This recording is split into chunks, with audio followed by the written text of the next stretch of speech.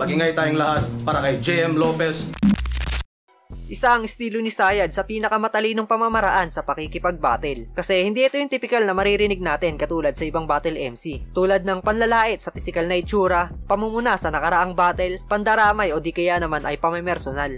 Kapag sumasampa sa entablado si Sayad, ang hinahain niya sa atin ay yung mga linya na mapapaisip tayo, tapos kapag na-gets o nalaman na natin yung pinakakahulugan ng linya ay mapapatapik o di kaya naman ay mapapailing na lang tayo dahil sa husay ng pagkakagawa. Kasi bukod sa horrorcore na maririnig natin sa kanya ay hinahaluan din niya to ng tinatawag na imagery. Ito yung mga bara na hindi pangkaraniwan pero habang iniispit ni Sayad yung linya ay unti-unting nabubuo sa isip ng mga tagapakinig yung pinakakahulugan ng mensahe.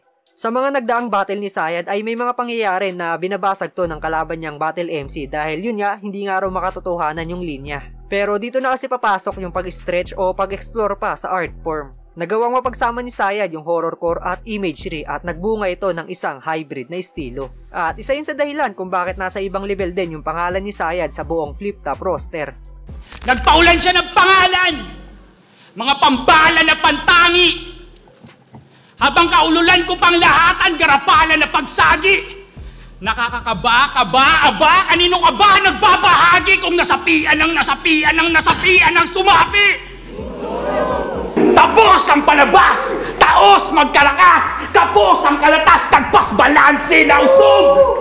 Gapos ang malakas, haplos na pataas, taos magkalakas. Kung ibabasa sa tunog, hindi na masisilayan ng plinanong kasangkapan, salip hindi na masisilayan, hinahalong kahinaan ng piling bakas, kahiyaan magiging patas, nabigayan magiging tagas, kabilaan sa swabe na ulog! Habang ginagawa ko tong content na to ay hindi ko pa rin maiwasan na bumilib kahit narinig ko na dati yung mga linya na nakapaloob sa video. Lalo na tong bara niya kontra kay Twing. Grabe yung horrorcore at yung boses niya dito, tapos iba rin yung impact habang ini-imagine yung pinakakahulugan ng bara. Ireklamo mo yung sistema ng umalingasaw yung singaw, ako susulok o tataba sa tulad mong damong ligaw. Tumusok ba sa'yo yung tema, may nginig at may ginaw? Walang kuryente yung barena, ang umiikot ay ikaw! Umiidolo kay Paulat itong may stilong pambihira, kasi kung may bala at lipstick, kanya kutsilyo at manika, nabubola mo mahina at namalika ng dakdak, nananaksak ka ng manika, ngayon minanika sa saksak! Isa pang best example ng horrorcore plus imagery na linya ni Sayad ay yung mangkukulam reference niya kontra kay Fukuda. Simpleng detalye yung hinain niya pero ang bigat ng meaning. Kaya dudukutin ko na kaagad yung isang mata mo. Laglag din yung kabila. Lalagariin ka ng braso. Putol din yung kaliwa. Sasaksakin ng mababaw sa leeg. Butas din niya ang batok. Mamartilyuhin ng isa sa ulo. Pero dalawa yaong dadagok. O bakit doble lagi yung resulta? Sa sinasabi mo na kulang. Hindi kaya ikaw din yung ginagamit na manika habang ikaw yung kinukulam.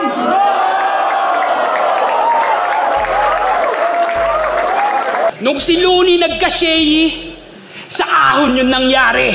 Sa ahon din nagka-Allen Balaki Jordan yung tipsy Mark Andrade. Anong konekta nung detalye? Ba't yung mensahe paikot?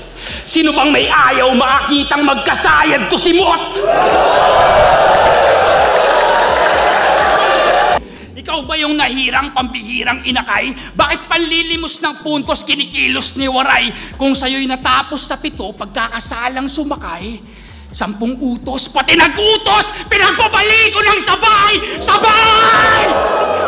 Kung tunog ko pang sabok, sa'yo pang jeepney na patok, arangkada, bumibenta, basta sumisigsag, bumabangking, at usapang lirikalan, hindi ka leon na pangwaratan, isa kang leon na pang sirko, sumisirko, tumatambling. Kaya ewan ko kung bakit tumapat sa akin itong pipitsugin na ampon. Yung pangalan mo, pangalan lang at mananatili na lang doon. Ngayong taon, kalimutan mo na yung ambisyon mo na maging kampiyon pagkat nilalatag ko bagyo para sa mga kontento sa ambon. Ito'y panahon ng pagdidilig, direktang talokbong nung nagpangahayop at maras na nag-igib. Hindi ba na panaginipan mo na to? Yung ginaw at yung nginig, lanseta na sa tumbong ipinasok, ilalabas din sa bibig!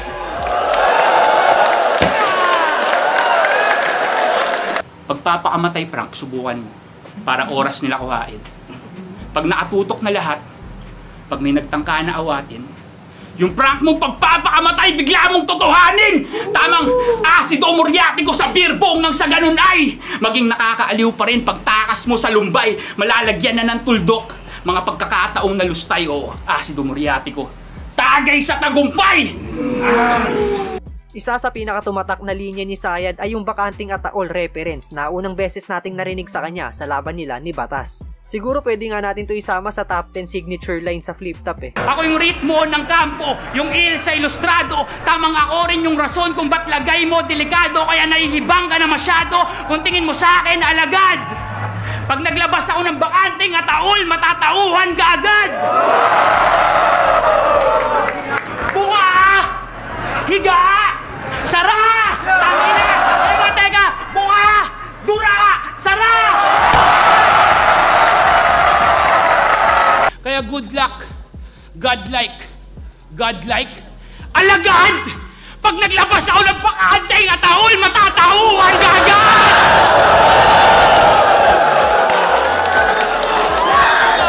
Bukas!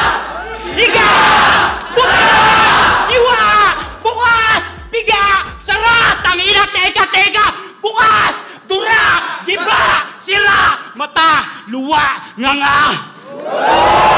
Ilabas nyo daw si Sayad! Bakit kulang ka sa palo? Ilabas nyo daw yung hindi naman talaga nakatago!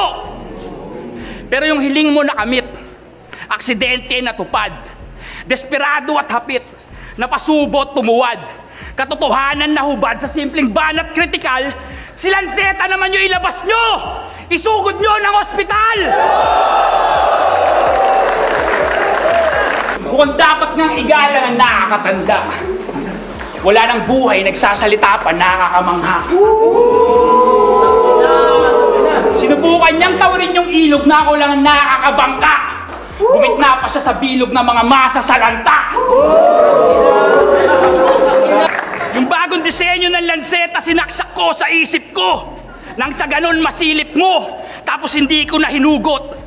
Pinaghanap ng aral, hinayaang mga lakal, kaso mas mabigat sa'yo yung mga pwede mo mapulot.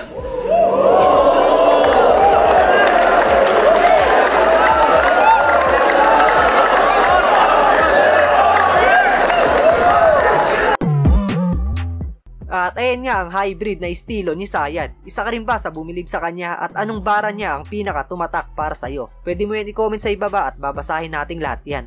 At yun, hanggang dito na lang ang content natin ngayon. Pero bago tayo matapos, iniimbitahan kita na i-like ang video na to bilang suporta at mag-follow ka na rin sa ating Facebook page. At wag mo rin kalimutan mag-subscribe sa ating dalawang YouTube channel, ang JM Lopez TV at JM Lopez TV 2.0. Salamat sa suporta mga tol. Peace out!